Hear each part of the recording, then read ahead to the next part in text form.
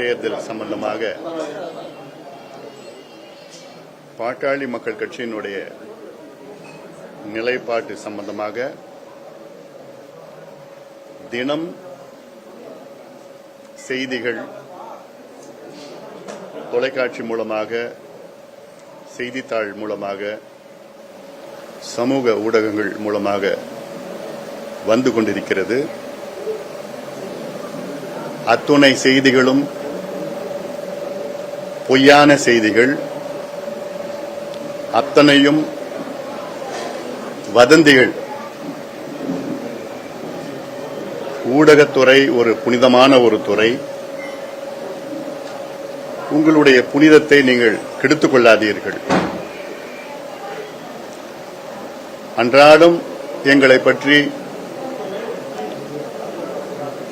நாள் முழுவதும் பாட்டாளி மக்கள் கட்சி இங்கே பேசினார்கள், அங்கே பேசினார்கள், இது முடிந்து விட்டது, அது முடிந்து விட்டது என்றெல்லாம் வருகின்ற செய்தி பொய்யான செய்தி.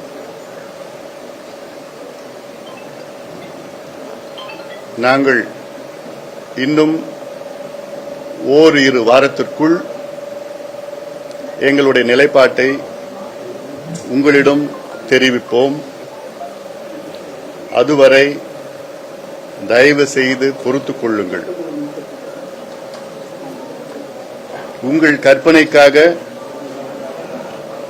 உங்களுடைய அரசியல் சாயத்திற்காக செய்திகளை, எங்களை பற்றி செய்திகளை திரித்து வெளியிடாதீர்கள். இதிலும் சில புகழ்பெற்ற ஊடகங்களும் இதில் அடங்குகின்றன.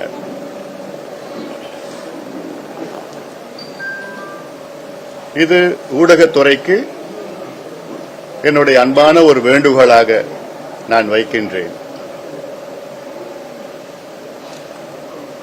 உங்களுடைய அவசரத்திற்காக எங்களால் செயல்பட முடியாது. ஆதலால் மீண்டும் நான் சொல்கின்றேன், இன்னும் ஒரு இரு வாரங்கள் பொறுத்துக் கொள்ளுங்கள். அதிகாரப்பூர்வமாக எங்கள் மூலமாக செய்தி வருகின்ற வரை பொதுமக்கள் யாரும் எந்த செய்தி வந்தாலும் அதை நம்பாதீர்கள்.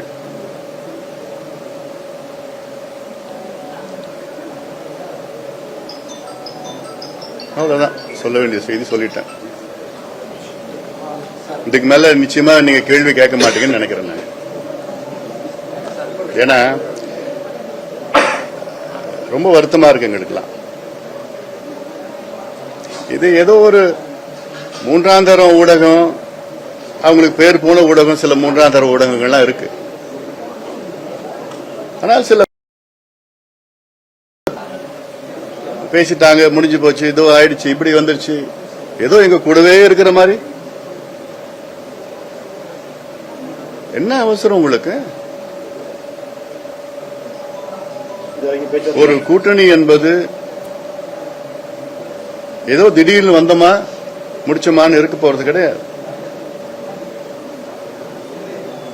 கூட்டணி என்பது பல கட்சிகளை சார்ந்து இருக்கிறது. அதால் பேசிக் கொண்டிருக்கின்றோம். இன்னும் ஒரு இரு வாரத்தில் நாங்கள் முடிவெடுப்போம். அதிகாரப்பூர்வமாக அதை வெளிப்படுத்துவோம். உங்களுக்கு தான் முதல்ல உங்களுக்கு தான் சொல்ல போறோம். அதுல சிலர் எங்களை